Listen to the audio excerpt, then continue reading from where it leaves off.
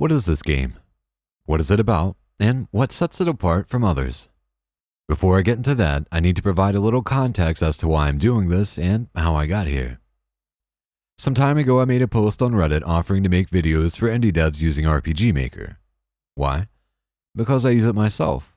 I enjoy it, and I know how much time and effort goes into single-handedly making a game.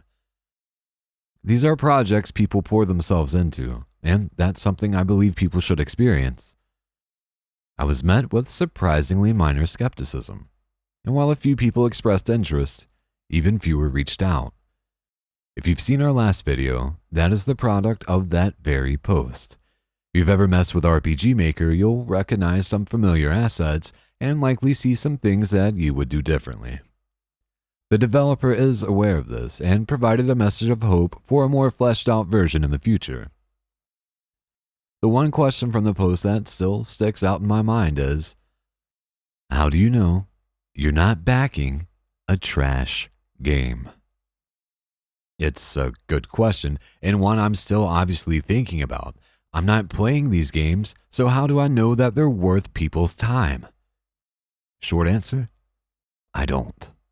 But what I do know is, no one would spend several months or years making a game that they think is trash. It's easy to have high standards based on the extraordinary amount of games we have to choose from. Does that mean that you should drop your standards when it comes to an indie game? Absolutely not.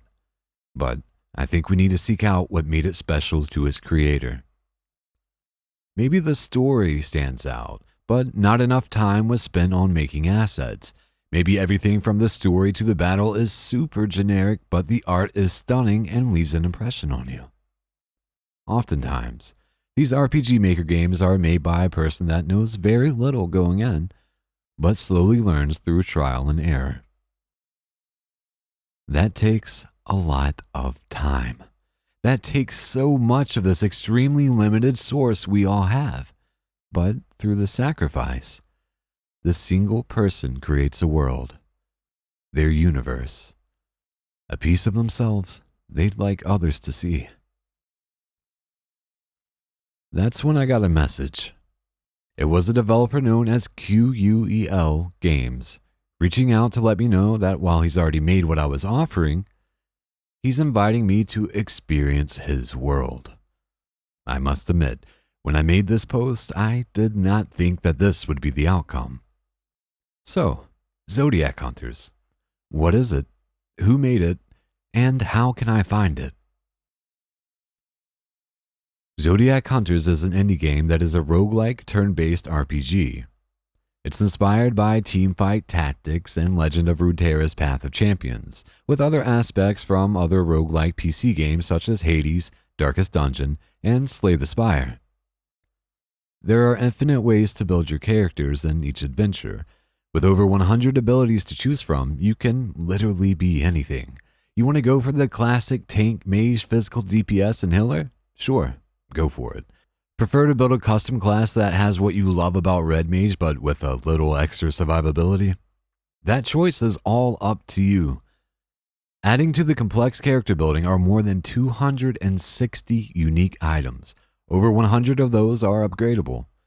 No one item power creeps the others. They all have their own uses, making your every choice matter. You can combine up to 2 of the same items to upgrade the rarity, and each one of those has a passive effect. Each character can equip up to 10, so the possibilities with that, endless. As much as I love old RPGs, enemies in Zodiac Hunters don't just brainlessly attack. Their AI is merciless. Each enemy has a unique set of passive and active abilities. As you progress, so do they, adding another layer of complexity to every battle. Some enemies have special mechanics, and some of those mechanics entirely bend the rules of the game. After winning battles, you are rewarded by picking one of 4 options the classic roguelike way. After each adventure, you gain an amount of red orbis depending on how far you've reached. Red orbis can be used to upgrade perks and spice up your next adventures. All of the aspects I've mentioned make each of your adventures unique. In one, you might be using fire to burn your enemies, and the next, water and electricity. Is this your third playthrough? Well, you could see yourself using a mix of all the elements. With over 100 abilities, 260 items, 90 distinct enemies to battle against, the number of possibilities you can have in each adventure is insanely high. None of your adventures will ever feel the same. So, let me ask, is this game worth the $15 price point? The developer clearly has sunk an incredible amount of time into its creation and, from what I can tell, has crafted a truly challenging experience. We will be streaming this game on Twitch in order to answer that very question. Feel free to join so you can watch me try not to quit from public embarrassment or rage. Thanks for watching.